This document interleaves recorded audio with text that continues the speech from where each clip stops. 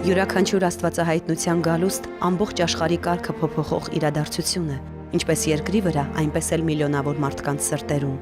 Եվ ինչպես էլ նրանք կոչեն փրկիչ, մարգարե, Աստծո որդի, հարկ է նշել, որ հենց նրանք դարձան այն մեկնարկային կետը, որտեղից մարդկության պատմության մի նոր էջ բացվեց։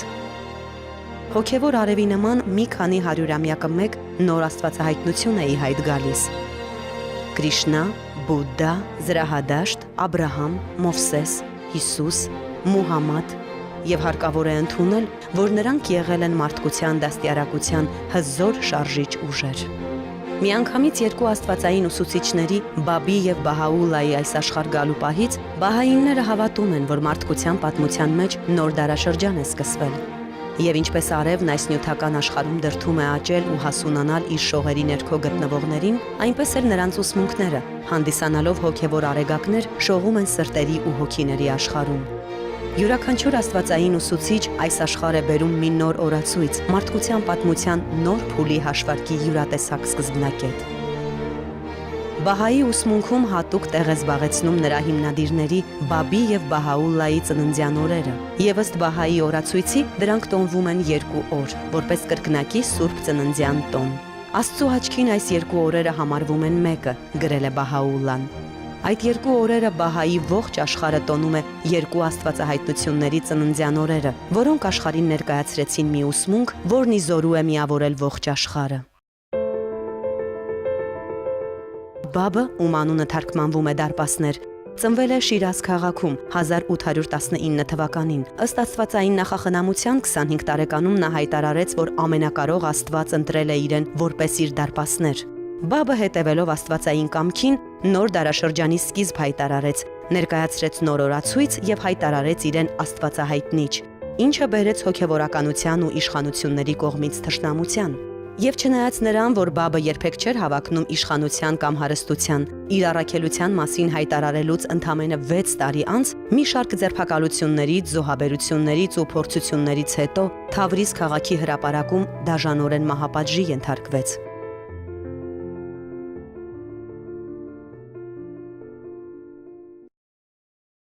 Իր գլխավոր սուրբ գրվածքների հիմքում կարմիր թելով անցնում է աստվածային միասնության եւ սուրբ գրվածքների հոգեվոր հիմքերին, հատկապես աստվածաշնչին վերադարձի միտքը։ Սակայն նրա հիմնական թեման աստվածային այն հետևորդի գովքն էր, ով կհայտնվեր իրենից հետո։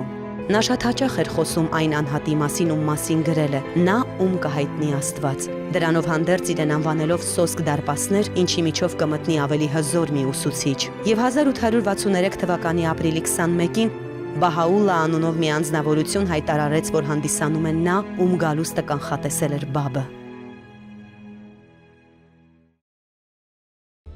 Բահաուլլա անունը թարգմանվում է որպես Աստծո փառք։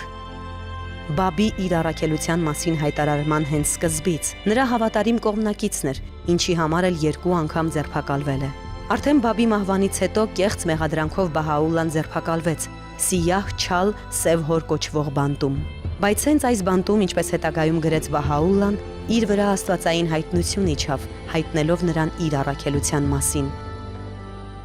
Բահաուլլան իր հետագա կյանքն անցկացրեց աքսորներում, հեռու իր տնից։ Իշխանությունները վախենալով նրա ուսմունքի աճող ազդեցությունից, փորձում էին իրենցից հնարավորինս հեռու պահել նրան։ Այդպիսի աքսորներից մեկի ժամանակ Բաղդադի մոտ գտնվող Ռիզվանի այգում Բահաուլլան հայտարարեց իր առաքելության մասին։ Ողջ աշխարհի բահայինները այդ օրը մինչև օրս տոնում են։ 40 տարի դեգերումներից ու տառապանքներից հետո Բահաուլլան լքեց այս աշխարհը 1892 թվականի մայիսի 29-ին Բահջի կոչվող վայրում, որն այժմյան Իսրայելում է։ Նա իրենից հետո թողել է բազմաթիվ սուրբ գրվածքներ ու հետևորդներ։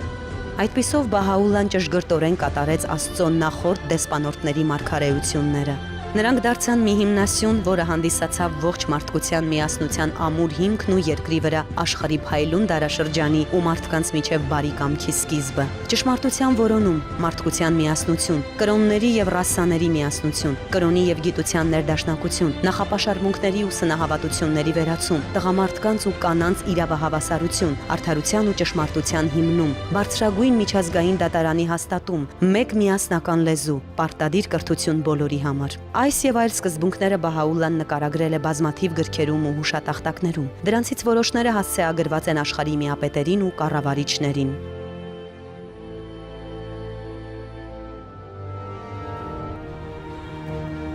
Բաբի եւ Բահաուլայի ուսմունքն իր համապարփակ բնույթով ու մտադրությամբ, չունենալով իրեն հավասարը, ժամանակի խնդիրների ու կարիքների հետ զարմանալի ներդաշնակության մեջ է գտնվում, եւ առավել անգնահատելի է այն դեղը, որն այս հայտնիչները բերեցին այս տանջված աշխարհի բուժման համար, որպես փարոս լուսավորելով տգիտության ու նախապաշարմունքների խավարի ուղին։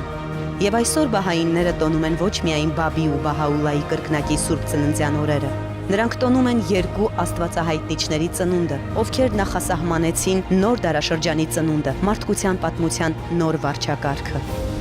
Շնորհիվ հենց այս երկու աստվածընտրյալ անձնավորությունների ստեղծվեց բահայի նոր հավատը, որը խոսում է կրոնների ու ողջ մարդկության միասնության մասին։ Մարդկության հասունության զարմանահրաշ նոր դարաշրջանի սկիզբն ազդարարող այս տոնի հիմքում կանգնած են երկու հզոր անձնավորություններ՝ Բաբն ու Բահաուլլան։